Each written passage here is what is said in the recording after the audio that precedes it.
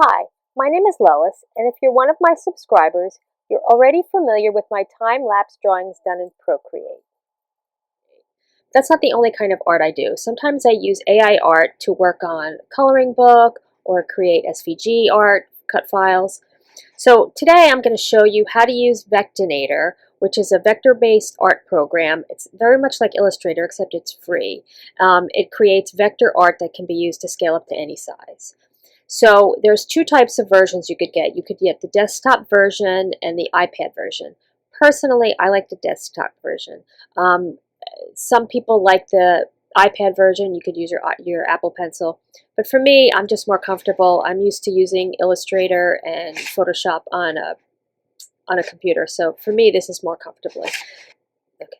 So what I did is I created some AI-generated art in Canva using their text-to-image feature.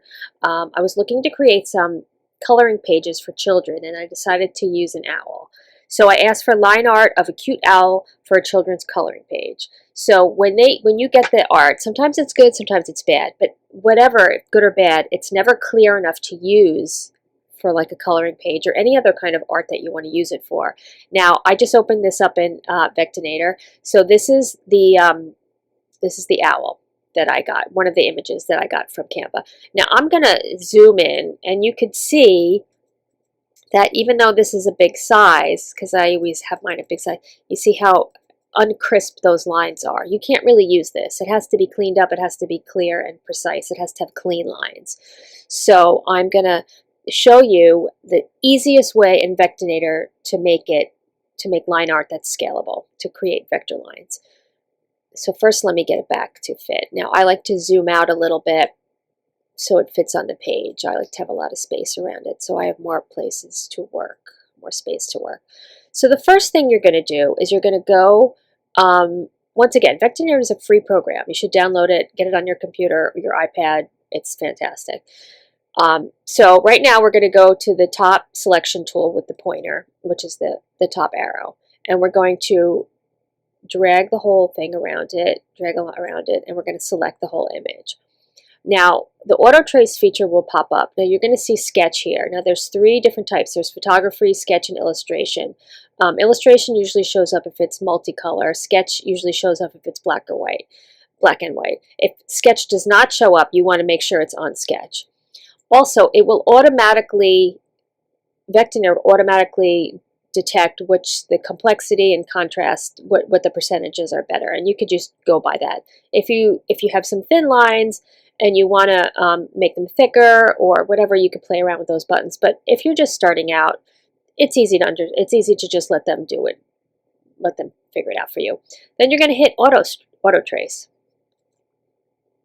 Okay, now it just create vector art. Now I am going to zoom in again and show you how clean. See how clean these lines are? There's no more zigzaggy. You can go as high as you want. You've got a nice, clean line. Okay, let's go back. Zoom to fit. Go zoom out.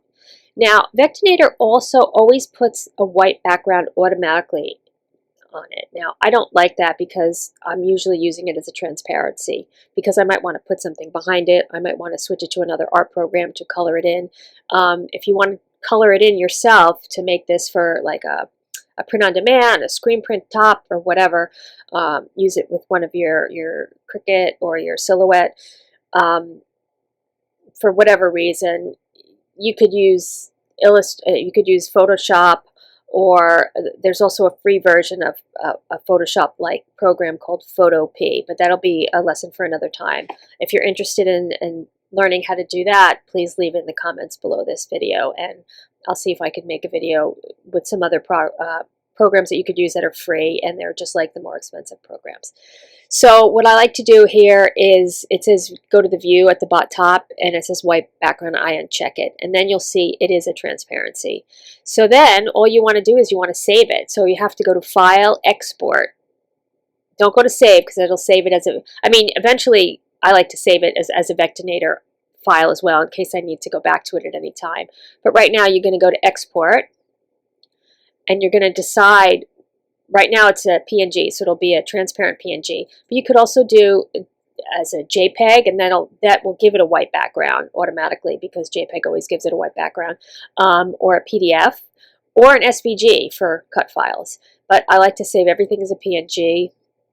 And when I download, when I make my images in Canva for text to image, I start on a 4500 by 4500 canvas, and I stretch it to that. So I'm already working with a big size. And you want to have transparency if that's what you want. And then I just export it to wherever I'm putting it at.